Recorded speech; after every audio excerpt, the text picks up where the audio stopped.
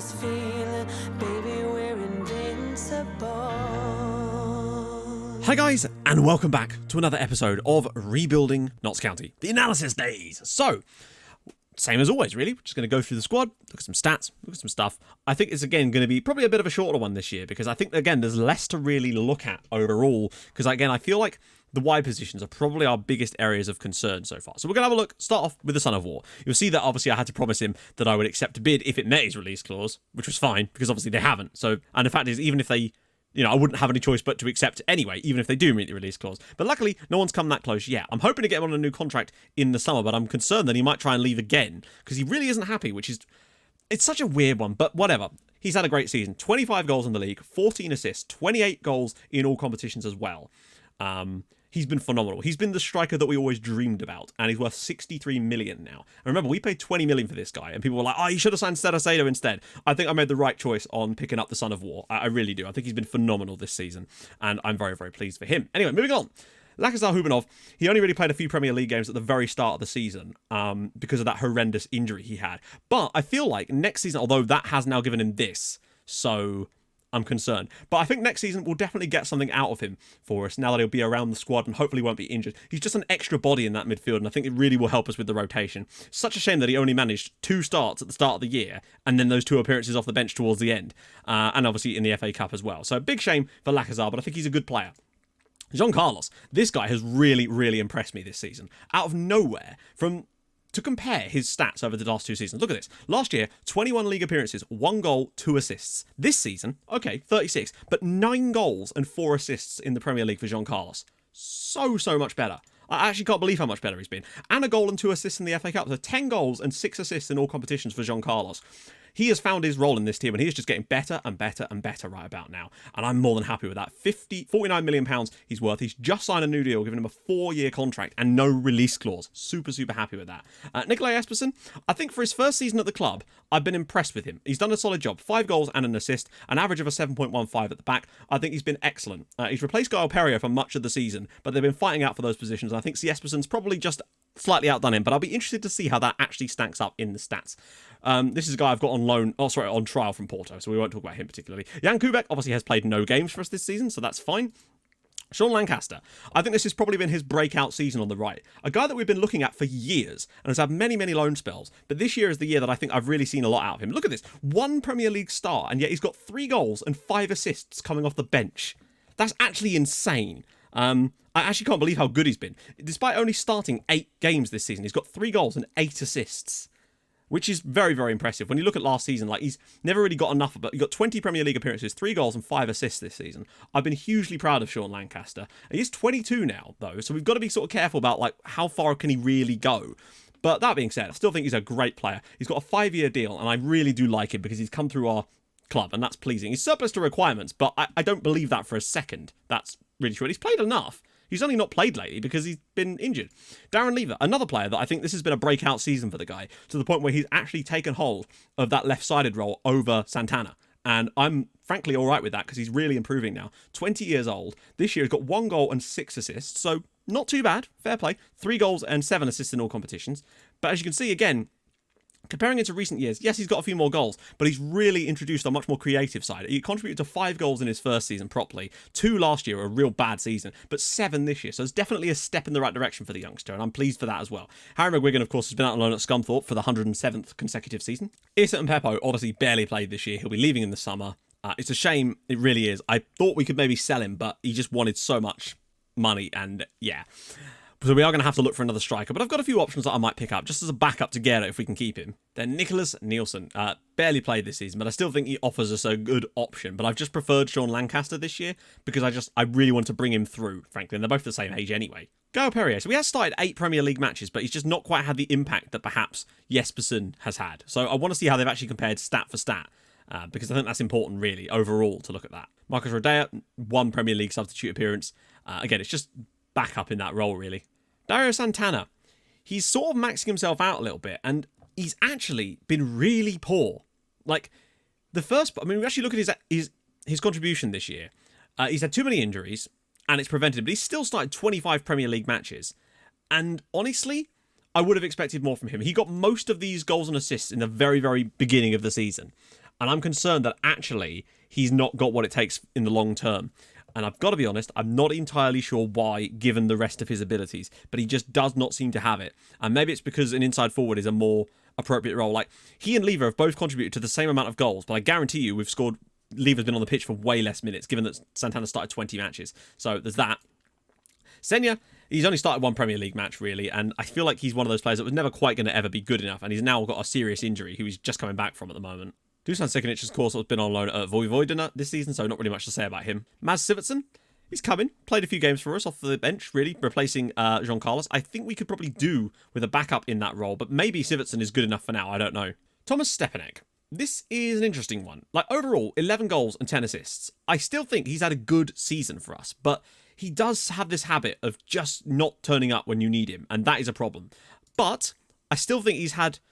But actually, no. He's had an identical season in terms of overall effectiveness to his second season. And more importantly than that, he actually played more games. So in theory, you could argue he has taken a step backwards, but a step forward from last season. It's a weird one. He had like a really good breakout year here, and then just kind of stepped off the gas a little bit. But I think maybe in all competitions, I don't know, actually, no, when you look at it, got 8 assists and 8 goals and 7 assists that year. That year, 13 and 8, so that's 21 in total. That year, only 17 in total. And this year, he's on to 21. So actually, it's about the same in all competitions.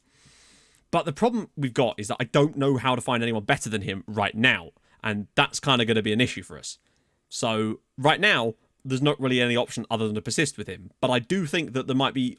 We need to be looking at wingers in this summer. I think that's a really key part of the team. Marvin Suarez, of course... Like, people can complain that he lets in some weird goals, but I still think he's the best goalkeeper we've had in this save, and I do not think we're going to find a better one immediately. However, there is a guy at Rangers called Ian Lavery. He's a Northern Irish goalkeeper who I'm very, very interested in bringing in, but he would cost us like 22 mil. He's a youngster, so he would only play backup to Marvin Suarez, but I do think long-term, he's probably got like massive big team goalkeeper written all over him. So I'm pleased. And there's a guy from Celtic as well called Greg Campbell, who's a right back who I might be interested in as well. So we've got to spare the money somehow. But they've both got release clauses, and that's kind of the problem. Silla, this year, hasn't really played enough. But the thing is, when he has played, he's not contributed anything. And that is a bit of a concern of mine. So he's the kind of player that I wouldn't be completely opposed to losing in the summer if the bid was right, provided we had other players coming through, you know? See what else we got. Kostel Trofin, of course, has been out on loan at... Stoya and has made no appearances for them. Not a one. That was useful, wasn't it? Alberto, totally happy with this guy, of course. I think we want to get him on a new contract maybe in the summer, if we can do, though, because he's been really, really good for us for the last few seasons. He just does things. He's very, very powerful, and until we find a better player than him, I think he's going to be our long-term left-back for now, anyway. I don't know about his actual ratings. I mean, you could see he's contributed way more assists this year and has had comfortably his best season in a Notts County shirt. Anatoly Andriashenko, obviously, is mainly a backup centre-back, so that's fine. Paolo Asman. I've liked a bit of what he's done this year. I think he's had his moments. 2 goals and 3 assists, but 4 and 4 in all competitions. I don't know whether that's better or worse than recent seasons. Actually, he's gone downhill a little bit from...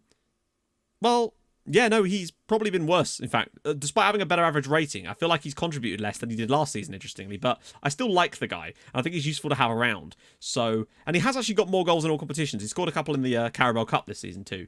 But I'm not really sure what else to do with him. I do wonder if maybe it's because the Metsala role actually isn't as good now that we're playing an advanced playmaker above it. Maybe we could try a slightly more defensive player in that role, like a box-to-box ball-winning midfielder maybe, just to give us more of an anchor. But I'll have a look at that in the summer. Celso, of course, rock at the back. Love the lad. He's got a new contract, I think. Yeah, he must do. I love him. He's such a good player, and long may he continue. I think he was an excellent signing for us. I don't know about his contributions this year compared to last year. It's roughly the same. 1 goal less, but still a good performance overall. Lamjad Chitiyu, of course, not had that many matches for us this season, really. 13 starts, to be fair. No assists, though. And I think when we see Fernandes, you'll see that that's definitely different. In previous seasons, Chitiyu has at least... Let me look at this. He's got 2 goals and 4 assists. He's definitely had a worse season this year. But he's also worth massive money. So again, if there was the right bid, I'd be tempted, given how much money we'd make on the deal. Jalel Dubali, of course, he's just sort of another one of the players that's building up the squad, which is fine. Keskin, we've not seen enough out of him for me to really make a comment. He was brought in as a backup to Alberto, and we've not actually needed him to be back up that much, but I would like to see more out of him. But again, he's only 18 years old. Alondrina has been on Borat Spania Luka for most of the season. So, yeah, Remy Dubois, comfortably the best season this guy's ever had in his entire career. Just signed a new deal as well. he is just getting better and better. Only 24 years old, 4-star rated player. At one point, he went up to 4.5 stars when we were really absolutely flying, and he has been phenomenal, frankly. And you look at the stats improvement this year. What an improvement since he joined us. His first season at the club, he got no goals and 2 assists. In all competitions, 1 and 4. Then the following season, obviously, he had the injury, so he only managed 1, which is fine. But the next season, he comes back from the injury. Gets 3 and 6, which is definitely an improvement over the previous year. But this year, he's managed, 3 goals and 9 assists, which is a massive upgrade for me. Contributing to 4 goals in the Premier League last year and 11 this season. But also, key passes for days. He's running the midfield, he's getting goals, he's providing assists way more frequently. And that can only be a good thing. He will definitely be our starting DLP next season, and I love the guy to death. And considering we paid £1.1 million for this guy, he may well be the bargain of the century. I can't believe that PSG let this guy go. I really can't. Now, Hugo Fernandez. Amazingly, actually no assists this year, despite his excellent crossing ability. But I really do think this guy's got long-term potential to be an absolute god, because everything about him is improving year after year. And he's still got 4 years left on his deal, now that he's signed a new contract. He's just on a constant upward trajectory at the moment. And I feel like he's only going to get better in that role. And I'm fine to let him do that because I think he's just going to become a better and better defender. His tackling and marking are massively improving, as are his offensive attributes, but particularly the defensive side of things. So I'm totally fine with that. Ricky Griffiths on Alan Bolton. He's actually scored 4 goals despite only starting 2 games for them. The guy can score goals. And now to team stats. So somewhere in the middle of the table. We kind of started off the season with a bit more possession, but that kind of faded away. The board don't seem to care that much, but it would suck if they really took action on that one. Headers 1, again, was sort of mid-table. Yellow cards, we picked it up towards the end because we were playing a more aggressive approach, but still nothing near the fact that Brighton got 90, but still only got 2 red cards, to be fair to them. Villa actually got more in the end. We got 2. It was Lever and... who else was it that got sent off? Someone silly man. It was Remy Dubois, in fact, wasn't it? Form is irrelevant. So, goals scored. 4th highest. Good. 70 goals on the board. Good season for us. I'm really, really pleased with that. I think the fact that Arsenal scored 48 was really their problem. Nottingham Forest couldn't score to save their lives. Cross completion, lower this year. I feel like that's definitely a drop-off, but maybe because we're putting in more crosses. We've completed a decent number of them, which is fine. Goals from corners, only 7. Not even towards the top this season, which is interesting. Direct free kicks, Chelsea scored 7 of them. That is an insane amount of direct free kicks to score in one season. Indirect, we're usually pretty good. 10. That's where I like to see. We've really stepped up on the indirect free kicks rather than corners this year. Pass completion, mid-table. Not the end of the world. Passes completed, a little bit lower, sure. Chances created, though, 146. That's what I mean. Creatively, we are outshining everyone in this division. 13 more than Spurs and 26 more than third place Manchester United. And then the drop to 4th is literally 40 chances. We should probably be finishing higher if we could just put the bastards away. Shots on target ratio, not too bad. 371 shots on target as well, but maybe there's a few more long shots in there. Our conversion ratio is what's really getting us at the moment. Fouls against, we're fouled quite a lot too. Dribbles per game, comfortably. 3 more than anyone else now. We're really focusing on that, and I'm pleased. City with the comfortable best defence. But I still think that a goal a game at 38 is still pretty good. And if we just, like, even the Forest games, for example, we just seem to have these weird things against them, and the Spurs match as well.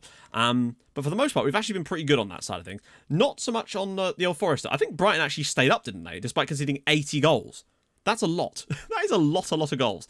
Defensively, though, yeah, still not great. Like 5 indirect, 4 direct as well. That's what? 13 of them?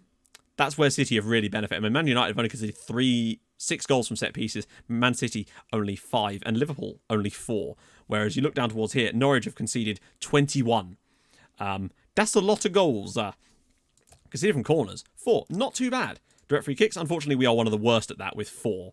That was all towards the early part of the season, but we're not too bad from indirect, but still we like a bit of it. Clean sheets, 7th. 14th isn't bad. We have these good runs with lots of clean sheets and then some bad runs. So all in all, reasonably okay. What about players, though? This is where it's going to get interesting.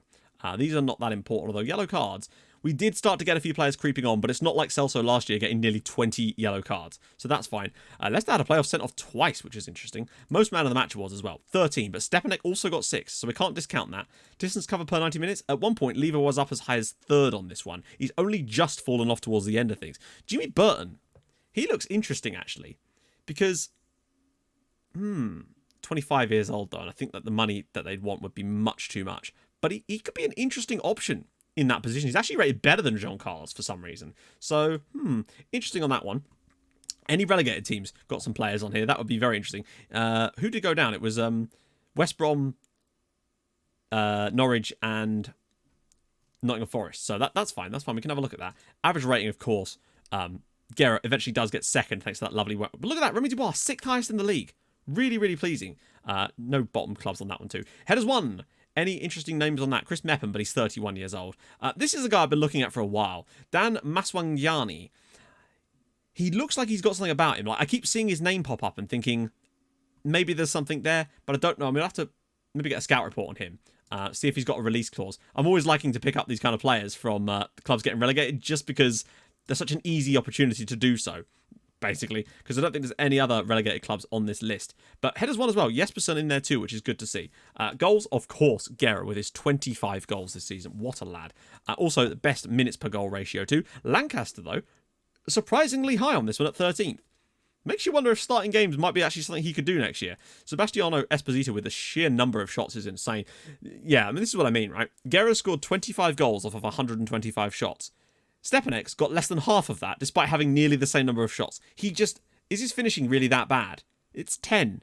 I feel like he should be doing more, but whatever. He's had the most shots on target in the entire league, and yet the next player that scored nearly the same number of goals has had 51, and Alex Guerrero.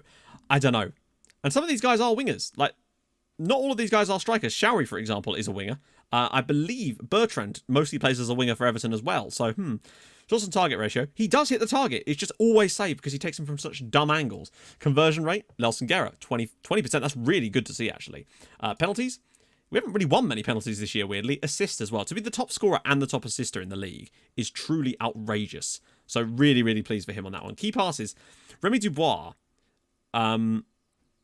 Like, he's done so well to get even close to these guys, given that he's played less matches than, like, he's 3 less matches than Gola and 2 less matches than Raphael. You know, he gets sometimes 4 or 5 a game. There's every chance that he could be right in here as well. It's crazy to think as well that Gola's provided 107 key passes and yet has only got 2 assists. It's a shame Bournemouth didn't go down because I would be very, very interested in this guy. He's got all the factors I really like, but he has got an England cap now. I think they'll probably lose him in the summer anyway, but I don't think it'll be to us. We just can't afford that kind of investment, particularly not in a player that's not in one of the positions I'm really looking for. Lasana Gomez as well of West Brom. He is, again, a central midfielder from Guinea-Bissau. Ooh, okay. Where did they get him from? Probably a French club, I'm guessing? No, Portuguese, of course. That makes way more sense. We don't need more of these guys, unless he's got a release clause in his contract. We'll find out about him as well. Why the hell not? Since he's performing well, we might as well have a look. Chances created. Stepanek's created the most chances in the league. So that's definitely something worth noticing. Carlos in there too. Dubois, all good stuff. Any surprise package players? Nope. Pass completion. Manchester City. I mean, that makes perfect sense. Cross completion. Kai Havertz at 33% is very, very high. We've not got anyone even close to that. And again, Mateus Luna of Bournemouth. What? Oh no, they didn't get relegated in the end. There's no point in looking at those guys. We really could only be looking at players that went down. Todd Cantwell, sure, but again, he's expensive. And Hadji is 30 years old, so it's just not the kind of players I'd be looking for because the wages they'd be on are... He's only on 65k, but he'd want a lot to come and join us, as things always go like that. Dribbles per game. Chowry, but look at this. Lever is on this list as well.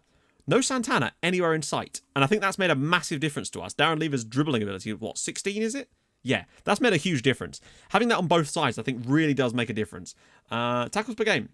So, anyone on here that stands out to me as being potentially winnable? No, he's 27 years old. And again, he would probably want a lot of money. Surprising, actually. Usually you see one of the relegated teams on here. But look, Hugo Fernandez. The guy can tackle. Really, really pleasing with that. Ross Dawson, good lord, that's a lot of mistakes for the lad. Where does he play? Oh, he's a goalkeeper.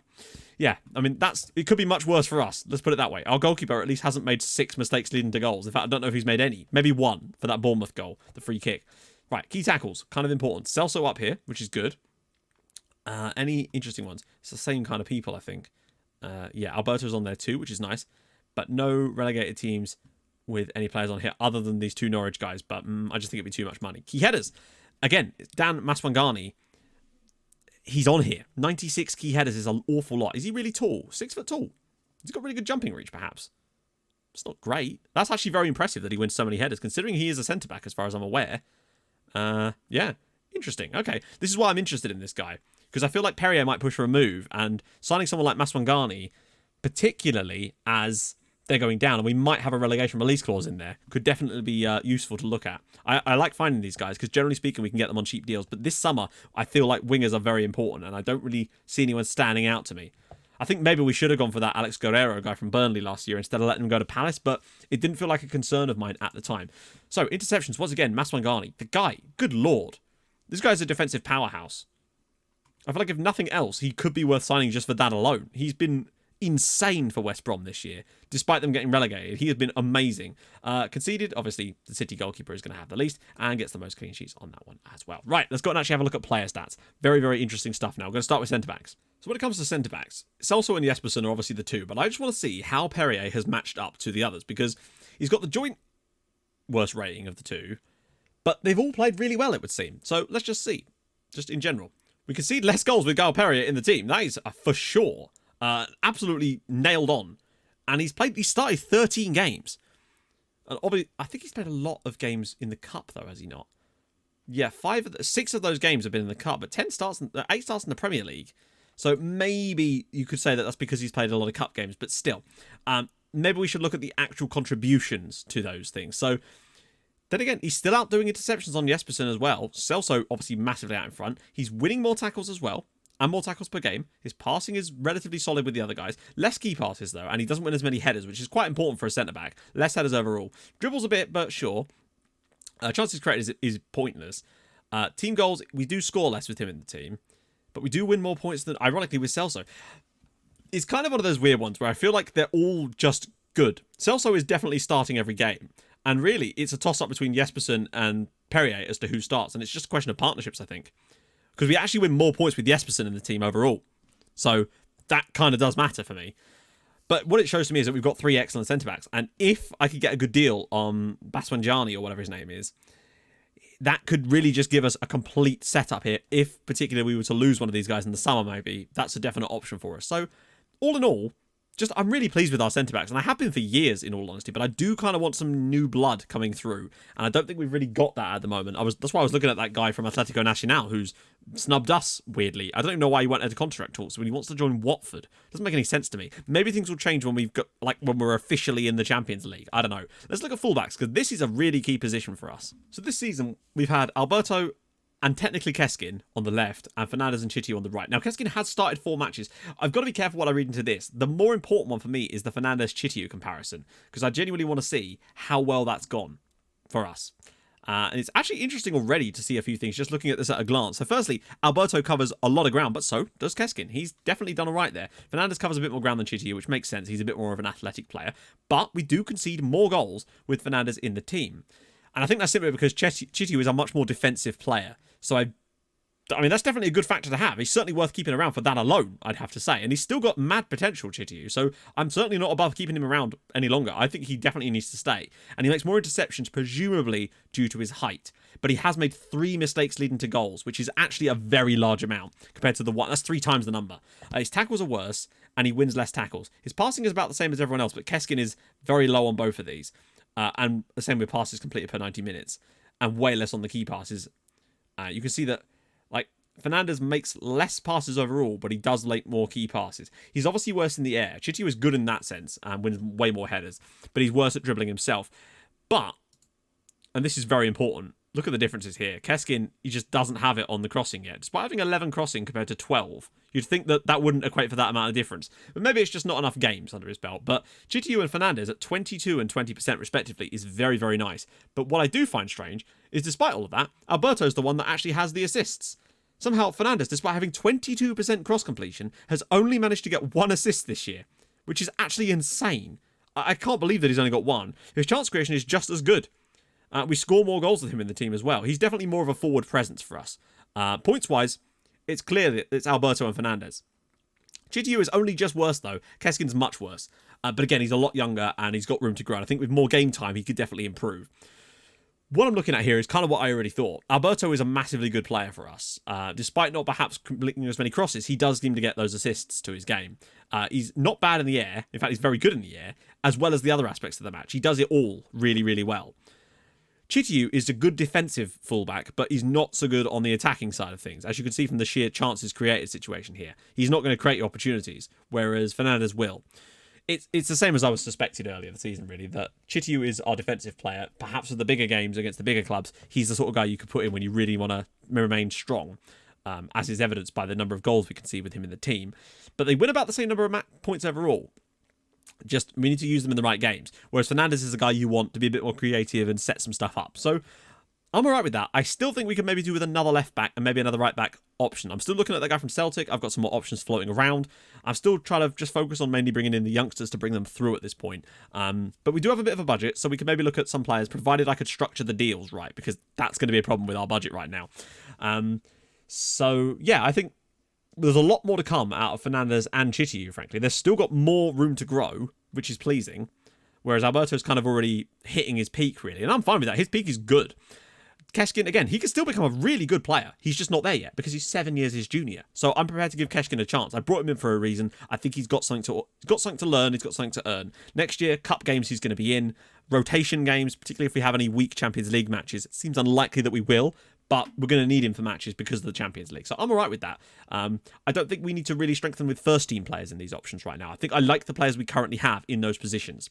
And I think they're only going to get better, particularly these two. So I'm fine with that. Youngster support for the left and right, though, perhaps definitely an option. So, central midfielders. This is a strange one. So these are the 4 lads that have played this role this season, and it's essentially as you would expect. I feel like Dubois is the man, but the problem we've got is that Silla is not bad when he plays in that role, but very often, because Dubois is better, he's been deployed as the Matsala, and I do wonder if it's more about the role than it is actually the player, because we've seen what Silla could do in previous seasons. So just looking at this in total, Dubois has virtually played in that role all season. All these other 3 guys have essentially combined for all of the other appearances. It's the best way to look at it in total. It's crazy to think that Asman has actually made 48 appearances this season. Dubois has never come off the bench in a game. So, team conceded. We actually concede the most with Romy Dubois in the team, and the least with Silla, because he is a better defensive player, fair enough, and he makes more interceptions, comfortably amount. And Hubenov's not bad on the defensive side of things too, but it's so hard to say with him because he's played so few matches. I'm just trying to see if there's anything that really sticks out about him. Tackles-wise, Asman really does struggle in the tackle, but he does win more tackles at least than the others, but Hubenov's not bad in there as well. Key passes as well, you can see that Remy Dubois is nearly up towards, I mean, these are pushing, in fact, might even be exceeding old school Regan Booty numbers. He's nearly at 3 key passes per game on average. The others are all kind of much of a muchness, which is fine. Again, we're not expecting that from the Met Salah, so maybe there's a better role for that position. I don't know. Let's see what we got here. Headers 1, obviously Silla is good in the air, so is Hubenov. Dubois isn't bad in the air, so I'm surprised his is so low. Dribbles per game, Asman knows how to dribble with the ball. That's for sure. Assists-wise, you can see Dubois is excellent. Asman's massively outperformed Silla on that thing as well. And chance creation-wise, again, he does better than that. We actually score most of our goals in the game with Asman in the team. But what I'm really kind of focused on here is points per game. Asman and Silla, interestingly, but it's basically a toss-up between these two. It's interesting because Asman, you'd think would... Maybe he's not contributed as much as you thought, but he's still been on the pitch for a lot of our wins. And games without him, we've not won as many points. Huben, obviously, the worst, in fact. So, I don't know. I like our midfield, and I like the fact that we've got these 4 guys here that are all there. But I do think that we're going to need to have to get some sort of younger players coming through. And what I would say is we do have some options. Brendan Mills is there. We've got Thomas Piszczek. As you can see, really, really good potential on him. Brendan Mills seems to be really maxing itself out. But I think Thomas Piszczek is the one that could really start to challenge for these guys. Like, he wants to go out on loan, but like, there's no way we're loaning him out. I think this guy could be one of those players that might be featuring a lot more next season, and I think that's important for us, so that we've actually got a player like this guy coming through. So I'm not super worried, but I wouldn't mind signing another one just to sort of say, right, we've got some real talent coming out. He's 2 stars. He's not far off of these guys, and he's only 18. Like, he's got 4 years on a lot of these fellas. So I do wonder if there's some real quality potentially coming through in those positions. But I could do with a little bit more. So maybe a couple more signings in that role. Just to pick up some like 1 or 2 million here, get them really young kind of players, you know? Now, I realised that I think Asman might have played here once or twice, so did Dubois, but we can't really figure that in. The only players that have really played here as their position are Jean Carlos and Mads Sivertsen. So I want to take into account what they've done in the team, really. So, better defensively with Sivertsen in the team. And he's started 4 games. He's not been great in those games, though, in fairness to him, but he is only 18, so we've got to give him the credit there. Pass completion solid, but his creativity just isn't quite up to the standard of Jean Carlos yet. 15 passing versus 15 passing. Vision, maybe? I feel like he could get there. I don't think he's... The problem is he's got that comes deep to get ball, and I think that kind of impedes him a little bit when he plays there. So maybe we'll have to look into getting rid of that. Chance creation, again, you can see he's much worse. We don't score as many goals and we don't win as many points. and he's not got any goals or assists for us at all this season. So he's not played enough, and he only came in January. I think it's a good backup to have. I don't know if we've got any more guys sort of potentially coming through in those positions that are particularly great. Not really. So Brendan Milnes is the only one that really kind of counts towards that at all. So yeah, maybe that's another area to look for some sort of young signings. But frankly, I can't really look anywhere near beyond Jean Carlos. This season, he has really stepped up. I was getting very concerned about his abilities last year with only 1 goal. But this year, to step up with 10 goals in all competitions, and 9 of which were in the league, I can't really have asked for much more than that from him. 6 assists and 10 goals. It's a brilliant season from that player. Frankly, when you think that Remy Dubois, as a creative player, had the best season of his life, both for assists and goals, and the same as Jean Carlos, they've played basically at their maximum quality, and I don't know if we'll even get as much out of him next season. Maybe we will, though, because we'll have Champions League, so there may be a chance for him to really flourish. I don't know. The real important area where I need to look at now is the wide areas. This is going to be huge. I've narrowed it down to these 4 because Rodea and Nielsen just didn't have enough minutes under their belt. I think the most one of them had was like 150, and it would just completely throw things off. So what you'll see firstly is that none of them, other than Stepanek, have an average rating overall of 7 or higher, which is certainly worth noting. In terms of distance run, you can see that Lever is definitely outperforming Santana in terms of pure work rate. What is his work rate out of interest? 14 compared to Santana, who is 16. And I don't know why. I think it might be because of the inside forward. There might just be more running that needs to be done. Stepanek does have 7 man of the match awards, though. So, he's had a good season. Defensively, though, we're at the best with Sean Lancaster in the team. Like, he has been, in fact, I'm just seeing so much good stuff here with Lancaster. It's absolutely unreal. But how's he actually done in terms of his contributions to it? So he's got less interceptions than Stepanek, but Lever is much better in the interception than Dario Santana, and slightly better on the defensive side of things. Tackles won. Lancaster can win a tackle for sure, as can Lever. Lever wins a lot more tackles as well, and Lancaster is outperforming that on the tackle. So both Lever and Lancaster are better defensively than their counterparts. Pass completion, roughly around the same kind of area. Key passes, though, Darren Lever, again, comfortably the highest. Outperforms Santana comfortably.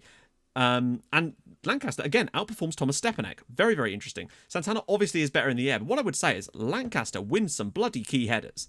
Like, I've seen him win so many good headers this season. It's actually unreal how many times he's done that. Dribbles per game, Stepanek, really, really high on that one. Lever, I don't know why this is so low, considering it's actually really high in the Premier League. So strange, that one. Santana and Lancaster, very, very close. So they're just not quite at that level yet, which makes sense.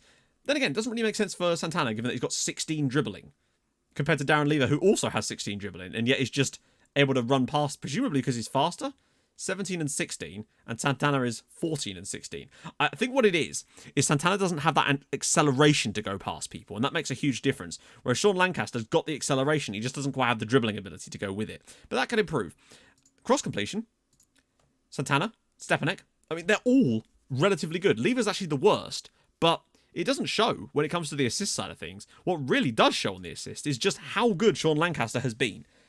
The others are all kind of interchangeable, really. Santana, you'd argue, again, is the worst, but Lever and Stepanek really neck and neck on that. You could say Stepan neck and neck. But Sean Lancaster's excelled on that side of things. In terms of creativity, chance creation-wise, Lever is actually the lowest, despite having the most key passes, which is kind of weird. Stepanek is the highest, but Lancaster, again, really right in there. We score more goals with with Lancaster and Lever on the pitch, and they themselves actually not got the best goal records, though Lancaster's is not bad. It's certainly right in the mix, and he doesn't half love a shot on target. My God, look at that, 78%. It's actually way better than Stepanek, and he has less shots overall, but look at this. 2.32 points per game with Sean Lancaster in the team. I'm genuinely wondering if we've ever actually lost a game in which he's in the team. That's how good he's been when we've played him. Lever's the highest as well, and Santana is the lowest. I genuinely think next season I'll be starting with Darren Lever as our starting left-sided player, because I just think overall has been better than Santana. Like 5 and 5. He's got 5 goals and 5 assists this season, Santana, and Darren Lever's got 7 goals and 3 assists. But he has played more minutes, so it's actually very, very much of a muchness. But I want to see what games has Sean Lancaster played in. We can see it on form, can't we? Again, so he came off the bench against Spurs, and we drew that game. He was in the 4-0 against Everton. He was in the FA Cup match there. We won that. We drew that. We won that. We won that. We won that. We won that. We won that. We won that. I believe we won that as well. We won that. And yeah, I don't remember the last time he was on the losing side. That's actually outrageous.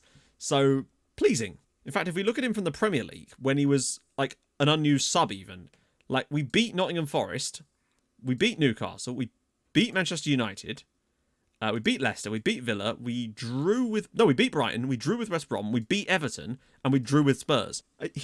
That's obviously only the last 20 matches, but the guy is just, I don't know, he's just like a magic wand that we can have. So he's definitely an option for us next season. He has to be considered that, even though really a lot of his assists actually came earlier in the season. And look at him for our uncompetitive matches. 14 goals and 18 assists in those games as well. Brilliant. He's only started one league game, and yet he's got 33 goals and 5 assists. There's something to be said for him. And I think in the one game he did start, he was actually really bad. So a weird one, that. Maybe there is something to be said that he is just the ultimate super sub, and maybe he should stay that way. I think the situation we've got is, if I can find a player on either side that can outdo these guys in terms of stats and what I think raw potential is there, then I'd be interested. They're all still young, 22 or below, but I do wonder if there's better stuff out there, but it would take a lot of our budget to find. And I want to go and have a look, but I'm concerned that we might not be able to find anything. And if we don't, I'm not super bothered, because I feel like actually Darren Lever is a preferred option on the left with Santana as a super sub, and Stepanek still on the right, but with Lancaster coming off the bench, is still a good option for us. But I think later down the line, we need to be looking to improve this part of the squad particularly. I think this is the one area where we're just waning a little bit. There's no like 3.5, 4-star player knocking around in this part of the squad at the moment. Sometimes they vary, obviously. Stepanek would have gone up and down this year. I sense there was a time when he might have been up as high as... No, in fact, he hasn't. Santana, what about him? If anything, he's gone sort of worse and worse throughout the season. So there's that. Darren Lever has been on a steady upward trajectory, though, which is a good sign. And Sean Lancaster has kind of oscillated around without... and actually fell off towards the end of the season. So that's a weird one. Yeah, Lever's on the up, Santana's on the wane, so I feel like we've got to favour Lever. So a Lever-Stepanek partnership next year is definitely something to look into, but again, I want to go after some new players in these positions. I think that's where our money needs to go, but I really don't know if that's going to actually be able to happen. And what might end up happening is I just spend the entire lot on like 10, 12, 18-year-olds or 18 or younger players that could just give us a bit more coming through. There's a Macedonian centre-back I'm looking at as an option. He plays for... Ludogorets, so he might be an option for a couple of million as well. He looks like he's got mad potential. So there's definitely players that I'm looking at that I found over the last year just from our scouting all the youth intakes, which really hasn't turned up much, I've got to be honest. We found like a couple of players worth looking at, and it's been pretty slim pickings. So I'm kind of looking forward to the next year where I'm going to go back to just scouting the actual national teams, and we might be able to find some more quality, because for whatever reason our scouts are just not noticing. Either they don't exist, which doesn't sound right to me, or we're just not noticing them. I don't know what it is. Right, last but not least, strikers. Although really, it's just having a look at Guerra and marvelling. So when it comes to strikers, of course, it's only Issa and Peppo and Guerra. And I know that some of these stats, Issa and Peppo will outperform. Like, we concede less goals and we score more with him in the team. But, like, when you actually look at, he's only started one Premier League match, and a lot of his games have been in the Carabao Cup, and he's leaving at the end of the season anyway. I just think that Guerra has done a phenomenal job this year, and it's impossible to ignore the fact that he scored 28 goals this season. Like, he scores more goals per 90 minutes than Issa and Peppo does. Quite simply. Just way more. And that's really what's quite important. Issa and Peppo does seem to set up people, but again, that's because he takes those corners. So, I just think that Gareth had an excellent, excellent year. He doesn't win any headers first, but that's not really what his game plan is. 15 assists and 28 goals in all competitions. So what's that? 43 goals he's contributed to the club in this season. I think he's been absolutely outrageously good. And the hope is that we still have him come the end of the summer. That really is my main hope. I would hate to lose him. I want to try and... I think if we can get through the end of this transfer window and him still here, then I should be able to get him on a new contract at that point. Because again, he goes through to 31. So I've still got time to sort it out. I'm hoping at some point, maybe the fact that we're in the Champions League now might assuage him a little bit. So we should be able to just tie him down a little bit longer, essentially. Right. We've come to the end of this video. Let us see. What have I got? Okay, here we go. Word of the day. A new set of wireless headphones that Em got me for my birthday. Aikella. A-I-K. Icor. LA. There you go. That's the brand of these random wireless headphones I've got. They've got massive batteries in them. They are pretty good. So, yeah, drop that in the comments. Use it in a sentence if you can. Don't know how you'd use that one. Hey, Akaela. Probably is the closest you're probably going to get. So, if you've enjoyed this, and I hope you have, drop a like on the video. That'd be tremendous. If you're new to the channel, yes, subscribe. And also drop a like on the video. Subscribe. Who knows? And as always, hold your gun, capybara. Thank you so much for watching. Bye-bye.